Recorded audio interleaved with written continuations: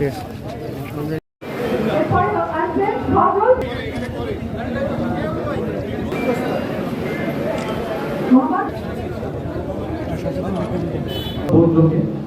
আপনারা জানেন মাননীয় প্রধানমন্ত্রী জনাব তারেক রহমান সাহেব বাংলাদেশের আবার কৃষিতে বিপ্লব আনানোর জন্য শহীদ রাষ্ট্রপতি জিয়া রহমানের প্রণীত খাল খনন কর্মসূচিগুলা উনি শুরু করেছেন এবং অবৈধ খাল যেগুলা দখলকৃত খাল আছে খালগুলো দখলকৃত খালও উনি উদ্ধার করার জন্য প্রত্যেক এমপি এবং সংশ্লিষ্ট ডিসি ইউনিদেরকে নির্দেশ দিয়েছেন, মন্ত্রণালয়কে নির্দেশ দিয়েছেন।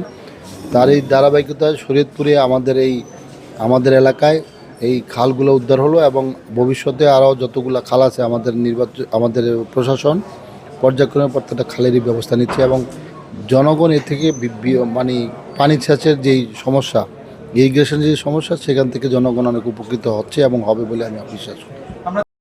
আমাদের রাস্তাঘাট, স্কুল কলেজ, মসজিদ মন্দির আমাদের ডেভেলপ উন্নয়নের মাধ্যমে অন্যদিকে আমাদের বেকার যুবকদের কর্মসংস্থান সৃষ্টির মাধ্যমে আমাদের অসহায় পরিবারগুলোর পাশে কীভাবে তাদেরকে কর্মক্ষম করা যায়, কর্মসূচি করে দেওয়া যায়, বিচারটা ইনশাল্লাহ মাননীয় প্রধানমন্ত্রী করছেন এবং আমিও আপনাদের কথা দিচ্ছি। ইনশাল্লাহ আমরাও সেই কর্মসূচি প্রত্যেক মাসে আমরা ইনশাল্লাহ দেখবেন।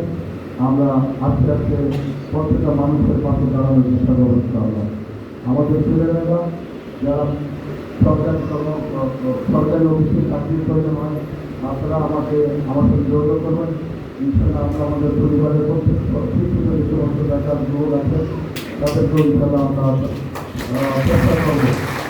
আমরা চেষ্টা করবো সরকারি নিয়ম নীতি মেনে আমরা আমাদের পরিবারগুলো কীভাবে পরিবারের ছেলেদের কর্মক্ষম করা যায়। সবার থেকে আপনাদের কাছে দোয়াকে আমি আজকে এই অল্প চেষ্টাটুকু আমরা করার আল্লাহ তৌফিক দিয়েছেন, এর জন্য আল্লাহ তাআলার শুকরিয়া প্রকাশ করছি। আর আগামী দিনে আপনাদের কাছে অনুরোধ প্রত্যেক এলাকায় আমরা যে রাস্তাগুলো করব, এই রাস্তাগুলো করার জন্য আমাদের এখন জমি প্রয়োজন। আমি প্রত্যেক উপজেলায় ইউনিয়নে ঘুরছি, আমি ঘুরে আমাদের সাথে সরকারি অফিসাররা থাকছেন, ইঞ্জিনিয়াররা থাকছেন, তারা আমরা প্রত্যেককে ইউনিয়নে যাচ্ছি। গতকাল আমি ব্যাঙ্গল এবং গুটার উপজেলার 4টে ইউনিয়নে গিয়েছি।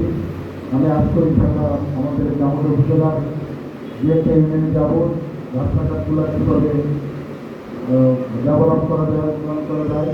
আর আমি চাচ্ছি ছোটো ছোটো রাস্তাগুলা আমি ইনশাল্লাহ চেষ্টা করতেছি যাতে 10 ফিটের রাস্তা 18 ফিট করা যায়, 18 ফিটের রাস্তা 24 ফিট করা যায়। এই জন্য আমি চেষ্টা করতেছি যাতে আগামী 50 বছরের মধ্যে শরীয়তপুরে কোনো রাস্তাঘাট আর হাত দিতে না হয়। সেই জন্য ইনশাল্লাহ আমি আমাদের সরকার মাননীয় প্রধানমন্ত্রী আমাদের সাথে সহযোগিতা করে যাচ্ছেন। সেজন্য আপনারা প্রধানমন্ত্রী এবং মাননীয় প্রধানমন্ত্রী পরিবারের জন্য আপনারা দোয়া করবেন। সবাইকে আমাদের দলমত নির্বিশেষে এলাকার উন্নয়নের কাজে সবাইকে একত্রিত করে আমরা ইনশাআল্লাহ আগামী দিনে একটি গঠিত আত্মনির্ভরশীল এবং আমরা মাদকমুক্ত সন্ত্রাসমুক্ত একটা চরিত্র গড়ে তুলব।